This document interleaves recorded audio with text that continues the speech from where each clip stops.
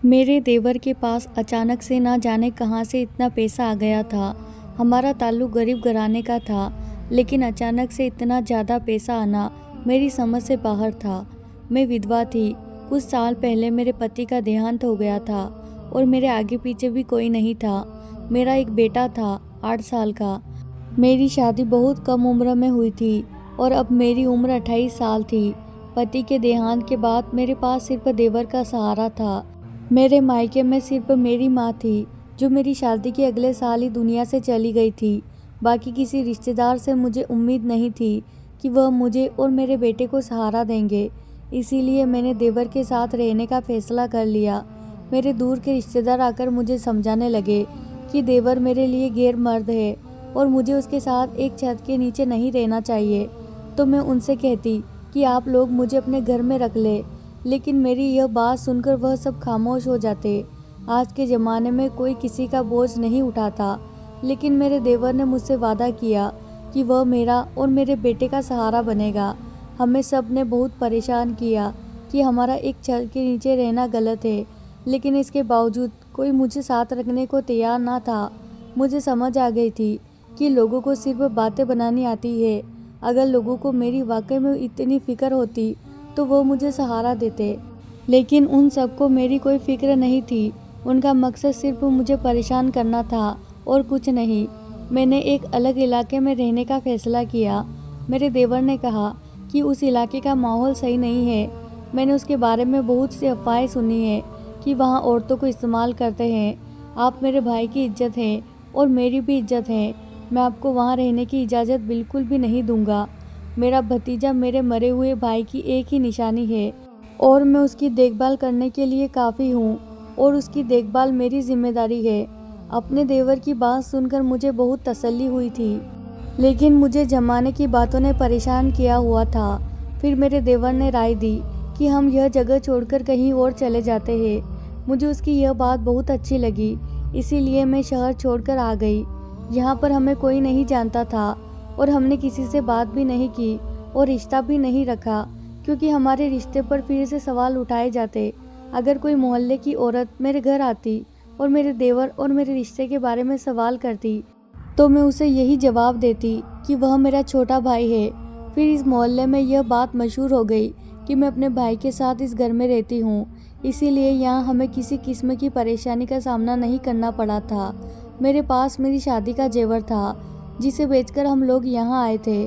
उससे बाद आते ही मेरे देवर ने कारोबार शुरू कर दिया था और उसका कारोबार दिन दुगनी रात चौगुनी तरक्की करता चला गया। घर में बहुत सारा पैसा आने लगा। मैंने कई बार देवर से उसके कारोबार के बारे में पूछा, लेकिन उसने हर बार मेरा जवाब टाल दिया। फिर मैंने भी ज़्यादा पूछताछ नहीं की कि मेरे लिए इतना ही काफ़ी था कि पैसे आ रहे थे। मेरा देवर अच्छा इंसान था। मुझे उससे किसी गलत काम की उम्मीद नहीं थी, इसीलिए मैंने ज़्यादा छानबीन नहीं की। देवर के पास बहुत सारा पैसा आ गया था और हमने यह मोहल्ला छोड़ दिया और बहुत बड़ा घर खरीद लिया। अब हम बड़े घर में रहने लगे थे। हमारा रहन सहन अमीरों वाला हो गया था। ज़्यादा पैसे आने की वजह से सारे रिश्तेदार गरीब थे और बार बार हमारे घर आने लगे। मेरे देवर की शादी नहीं हुई थी और मेरे देवर का पैसा देखकर सबकी आंखें चमकने लगी और मैं उन सब की आंखों में खटकने लगी।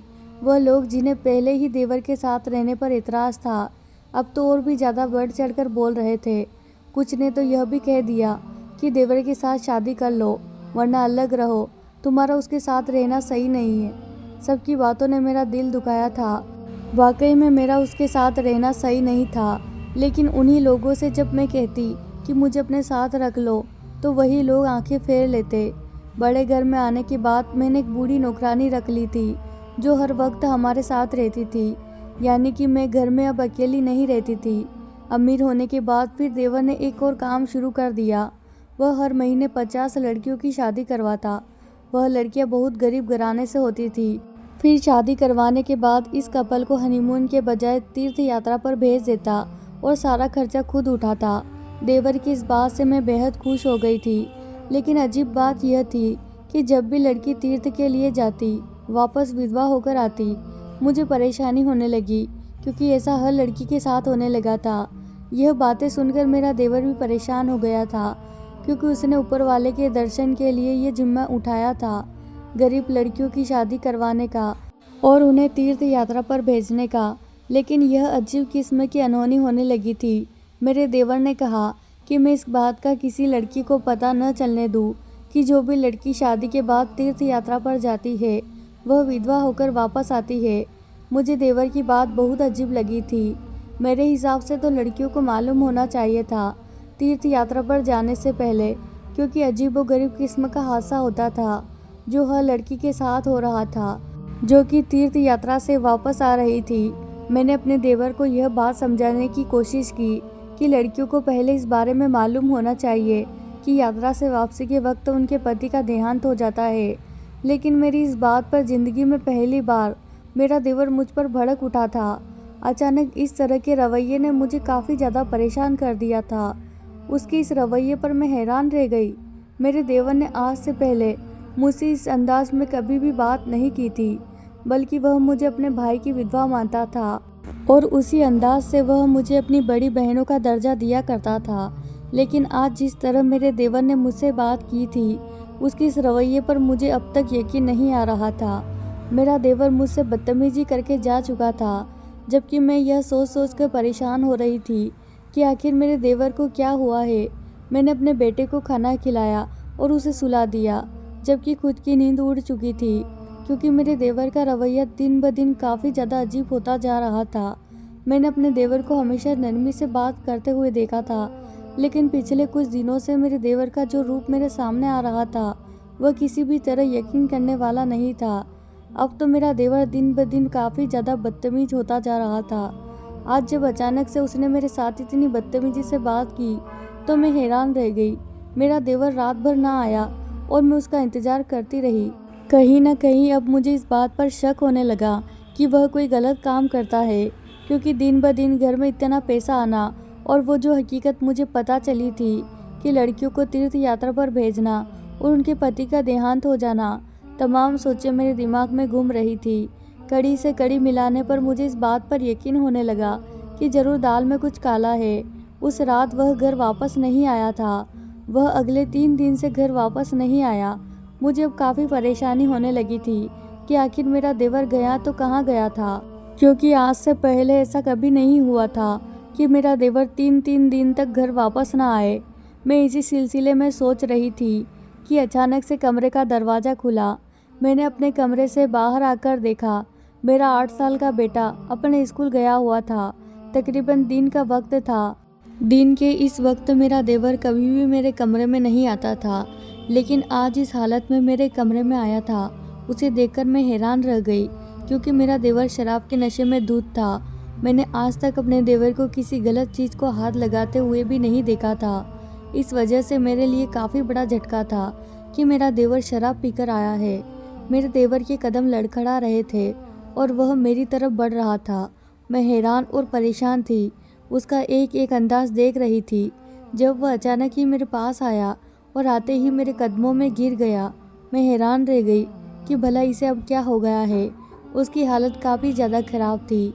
शायद उसने बहुत ज़्यादा शराब पी रखी थी। वह बिल्कुल भी अपने होश में नहीं था। मेरे कदमों में गिरते हुए अचानक से फूट फूट कर रोने लगा। मैं हैरान परेशान से रह गई कि वह रो क्यों रहा है, जबकि रोते रोते हुए वह बेहोश हो गया। यानी दोपहर के इस वक्त मेरे कमरे में आकर बेहोश हो गया। और अगर कोई इस तरह से मेरे कमरे में देख लेता तो शायद मेरी इज्जत का जनाजा निकल जाता। इस वक्त घर में वो और मैं अकेले थे। जो नौकरानी मैंने रखी थी आज छुट्टी पर थी। अब मुझे समझ नहीं आ रहा था कि उसे किस तरीके से अपने घर से बाहर निकालूं। लेकिन जो भी था, मुझे हर हाल में इसे अपने कमरे से बाहर निकालना ही था। मैंने जैसे तैसे करके उसे घसीटते हुए अपने कमरे से बाहर निकाला। वह अच्छा खासा मर्द था। मुझ जैसी कमज़ोर औरत से कैसे संभाला जाता। जैसे तैसे करके मैंने उसे उसके कमरे तक पहुंचाया और उसे मैं फर्श पर लिटाकर अपने कमरे में आ गई। उस कमरे का दरवाज़ा मैं पहले ही लॉक कर चुकी थी, जबकि मेरे बेटे की स्कूल से वापसी का वक्त हो चुका था। अब मुझे अपने बेटे को लेने के लिए स्कूल जाना था। देवर के कमरे को मैंने ताला लगा दिया था ताकि ऐसी हालत में वह कहीं भी ना जा सके, और खुद मैं परेशान थी। अपने बेटे के स्कूल चली गई। बेटे को स्कूल से लेकर जब वापस घर आई तो मेरा देवर अभी तक अपने कमरे में लॉक था। अपने बेटे को नहलाने के बाद मैंने उसे खाना खिलाया और वह ट्यूशन पढ़ने के लिए चला गया। उसके ट्यूशन जाते ही मैंने देवर के कमरे का ताला खोला तो देखा वह अब तक वैसे ही बेहोश पड़ा था। अब मुझे उसकी हालत पर हैरानी होने लगी थी, क्योंकि वह काफ़ी वक्त से ऐसे ही बेहोश पड़ा था। शायद शराब का नशा बहुत ज़्यादा था, जिसकी वजह से वह अपने होश में नहीं आ पा रहा था। मुझे समझ नहीं आ रहा था कि मैं क्या करूं कि जिससे वह होश में आ जाए। फिर अचानक मुझे एक ख्याल आया और मैंने फ़ौरन वही किया जो मेरे दिमाग में आया। मैं किचन में जाकर पानी का जग भरा और पानी लेकर देवर के पास आ गई। पूरा का पूरा जग उसके चेहरे पर पलट दिया। एकदम से पानी गिरने की वजह से हड़बड़ाकर उठ गया, लेकिन अभी भी वह पूरी तरह से होश में नहीं था। मैंने उसे कहा कि फ़िलहाल तुम बेड पर सो जाओ, जब तुम होश में आओगे तब मैं तुमसे बात करूंगी। मेरा देवर शायद वाकई में होश में नहीं था, इसी वजह से सर हिलाता बेड की तरफ बढ़ गया। उसके कदम लड़खड़ा रहे थे, जबकि उसकी हालत देखकर मुझे अब रोना आने लगा था। सारा दिन गुजर गया, लेकिन मेरे देवर को पूरी तरह होश नहीं आया। उसकी हालत देखकर अंदाज़ा लगाया जा सकता था कि आज उसने पहली बार शराब पी थी, क्योंकि अगर वह इस चीज़ का आदी होता तो यकीनन उस पर इतना गहरा असर ना होता। तकरीबन रात के 12 बजे अचानक से मेरे कमरे का दरवाज़ा किसी ने खटखटाया। मैं अपनी जगह से उछल पड़ी। मेरा बेटा, जो कि सो चुका था, मैंने एक नज़र उसको देखा और एक नज़र दरवाजे को। मुझे कहीं ना कहीं यकीन आ गया कि दरवाजे पर मेरा देवर ही होगा, क्योंकि सारा दिन बीत चुका था। तो मुझे इस बात का यकीन था कि अब मेरे देवर का नशा उतर चुका होगा। अब मुझे हर हाल में उससे वजह जाननी थी कि आखिर में वह क्या करता फिर रहा है। मैं धीरे से उतरी और अपने बेटे का आराम का ख्याल करते हुए धीमे कदमों से दरवाजे की तरफ बढ़ी।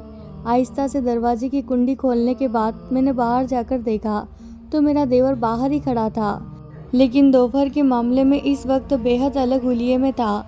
उसकी नज़र झुकी हुई थी, बाल गीले थे। यकीनन वह शावर लेकर वहां पहुंचा था और उसकी झुकी नज़र इस बात का इकरार कर रही थी कि अपने किए पर शर्मिंदा है। लेकिन फ़िलहाल मुझे उसकी शर्मिंदगी की बिल्कुल ज़रूरत नहीं थी।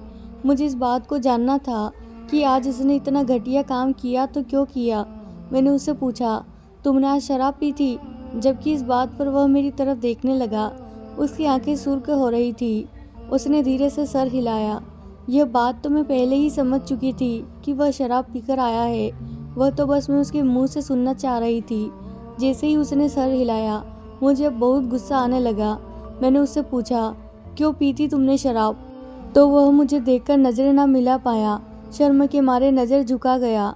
मैंने उससे दोबारा पूछा कि आखिर तुमने शराब क्यों पी थी? मेरी बात सुनकर मेरा देवर अपना सर झुकाकर कहने लगा कि मैंने जानबूझकर शराब नहीं पी थी। वह तो मेरे दोस्तों ने मुझे यह कहकर पिला दी थी, यह सिर्फ एक सादा सा शरबत है। मुझे नहीं पता था मेरे अमीर दोस्त मुझे कोई नशा और दवाई मिलाकर पिला देंगे। मुझे इस बात का बिल्कुल भी अंदाज़ा नहीं था। अगर मुझे ज़रा भी अंदाज़ा होता तो यकीनन मैं वह जूस हरगिज़ ना पीता। मुझे अपने देवर की इस बात पर यकीन आ गया था, क्योंकि यह बात तो मैं पहले दिन से ही जानती थी कि मेरा देवर बिल्कुल गलत इंसान नहीं है, बिल्कुल मेरे बच्चों की तरह था। पूरे साल तक मैंने उसे अपने बच्चों की तरह ही देखभाल की थी और वह भी मुझे अपनी बड़ी बहन का रुतबा देता था। मैंने उसे बड़ी बहन होने के नाते समझाया कि तुम इस तरह के अमीर दोस्तों से दोस्ती ख़त्म कर दो। लेकिन मेरी यह बात सुनकर उसने अचानक से अपना सर उठाया और जिन नज़रों से उसने मुझे देखा वो एक पल के लिए मुझे हैरान कर गया। और फिर जब वह बोला तो उसके अल्फाज मुझे हैरान कर गए। वह कहकर रुका नहीं था, बल्कि अपनी बात पूरी करके वहाँ से चला गया था। जाते जाते यह भी कह गया कि मैं अब तकरीबन एक हफ्ते तक घर नहीं आ सकूँगा और एक हफ्ते में उसे एक बहुत बड़ा प्रोजेक्ट मिला है जिसे उसे पूरा करना है। मैं उससे पूछना चाहती थी कि आखिर वह क्या काम करता है जिसकी वजह से उसके पास इतना पैसा आ रहा है, और यह कौन सा प्रोजेक्ट है जिसे उसे एक हफ्ते के अंदर ही पूरा करना है। लेकिन मेरी बात सुनने से पहले अपनी बात कहकर वहाँ से जा चुका था। उसकी कही बात मुझे परेशान कर गई थी, क्योंकि उसने कहा था कि उसके अमीर दोस्तों की वजह से ही तो उसके घर इतनी दौलत आ रही है। उसके अमीर दोस्तों ने ही तो उसे इसे काम बताया था, जिसके बदौलत वह चंद महीनों में इतना अमीर हो गया। और अब वह किसी भी कीमत पर इस काम को नहीं छोड़ सकता, क्योंकि इस काम को अपनाना तो बहुत आसान है, लेकिन इस काम से बाहर निकलना बहुत मुश्किल है। उसके अल्फाज अभी तक मेरे कानों में गूंज रहे थे। आज पूरे 3 दिन गुजर चुके थे, लेकिन मेरे देवर का कोई अता पता नहीं था। मुझे नहीं पता था कि मेरा देवर आखिर गया कहाँ है और वह क्या काम कर रहा है, जिसकी वजह से उसे चंद महीनों में इतने पैसे मिल रहे हैं। मैं हैरान परेशान थी, बस यही सोचती रही कि आखिर वह ऐसा कौन सा काम करता है, लेकिन जवाब ना मिला। ठीक 1 हफ्ते के बाद जो मेरा देवर घर वापस आया तो मैंने उससे पूछा कि आखिर वह 1 हफ्ते तक कहाँ था, तो उसने मुझे बताया कि वह 1 हफ्ते से दुबई गया हुआ था। उसकी यह बात सुनकर मुझे हैरत का झटका लगा, क्योंकि उसने तो मुझे बताया ही नहीं था कि वह शहर से बाहर जा रहा है, और ज़िंदगी में ऐसा पहली बार हुआ था। वह मुल्क से बाहर गया था, क्योंकि आज से पहले तो वह मुल्क में रहकर ही काम कर रहा था। अक्सर वह दूसरे शहर जाता रहता था और मुझे बताकर जाता था कि वह दूसरे शहर जा रहा है काम के सिलसिले में। लेकिन आज जो बात उसने मुझे बताई थी वह मुझे हैरान कर गई थी, क्योंकि दूसरे मुल्क जाना तो इतना आसान काम नहीं होता। मुझे नहीं पता था कि मेरा देवर 1 हफ्ता दुबई रहकर आया है, और जब पता चला तो उसकी यह बात सुनकर मुझे वाकई में बहुत ज़्यादा हैरत हुई थी। तो मैंने उससे पूछा कि आखिर 1 हफ्ते में दुबई में क्या कर रहे थे। मेरी बात सुनकर उसने एक बहुत ही खूबसूरत सा सोने का हार मेरे सामने किया, जिसे देखकर मेरी आंखें चमक गई, क्योंकि रात में इस वक्त खूबसूरत लाइट की रोशनी में वह सोने का हार चमक रहा था। उस हार को देखते ही उसकी कीमत का अंदाज़ा लगाया जा सकता था। शायद नहीं, यकीनन वह बहुत ही महंगा हार था। मैंने अपने देवर से पूछा कि वह यह कहाँ से लाया, तो उसने कहा कि दुबई के शेख ने उसे तोहफे के तौर पर दिया है। तो मुझे उसकी इस बात पर हैरत हुई। भला इतना महंगा तोहफा कोई बिना वजह क्यों देगा। मैंने उससे वजह पूछनी चाहिए, तो उसने कहा कि आप आम खाए, गुठलियाँ मत गिनिए। यह हार मैं आपके लिए लाया हूँ, तो बेहतर है इसे मेरी तरफ से तोहफा समझ कर रख ले।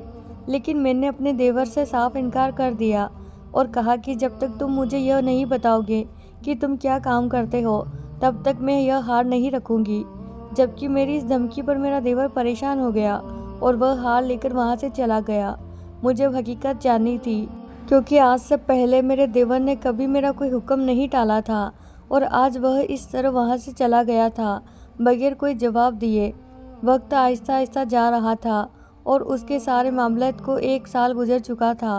अब अक्सर ही मेरा देवर मुल्क से बाहर जाने लगा था, कभी दुबई तो कभी कहीं।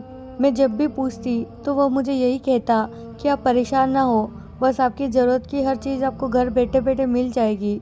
एक दिन वह मुझे कहकर गया वह दुबई जा रहा है। मुझे कुछ न कुछ गलत लग रहा था। मुझे ऐसा लग रहा था जैसे वह दुबई नहीं बल्कि कहीं और जा रहा है। उसी वजह से मैंने उससे जिद की कि मैं तो विधवा हूँ, तो मुझे भी तीर्थ यात्रा पर भेज दो। पहले तो मेरी बात सुनकर वह हैरान रह गया, लेकिन फिर वह मेरी बात पर सर हिलाने लगा और अगले ही दिन उसने मुझे तीर्थ यात्रा पर भेज दिया।